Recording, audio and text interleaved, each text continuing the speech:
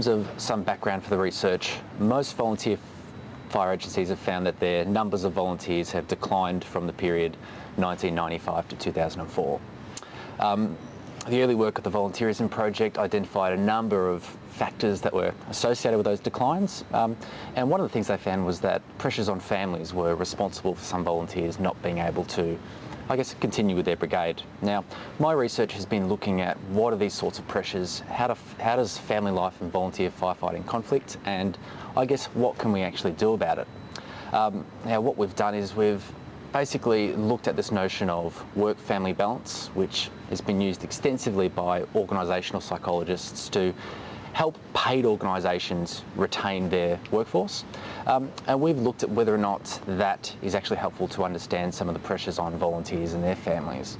Now, what we've found is that there's a number of conflicts between volunteer firefighting and family. Some examples are a lack of shared family time, unpredictable interruptions to family activities, but also problems associated when the volunteer responds to a perhaps distressing or traumatic incident and brings those symptoms home. So what we find is that families often aren't as prepared to deal with these sorts of conflicts and pressures as we might hope.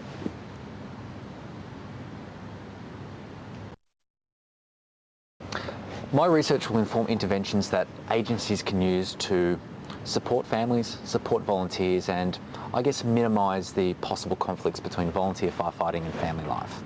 Now, when I talk about things that we can do, I'm talking about two things. First of all, is things that volunteers can do themselves to minimise the conflicts between volunteering and family life, but also things that agencies can do to support their volunteers, support families, and hopefully just make life easier. Now, for an example of something an agency might be able to do, when a new volunteer joins the volunteer fire brigades, they receive a whole lot of information, education, training services, which prepares them to fight fires, to be a volunteer with the brigade. Now, we don't do the same thing with families. In fact, there's a bit of a black hole for families getting information about what the implications are on them from having a family member who's a volunteer firefighter.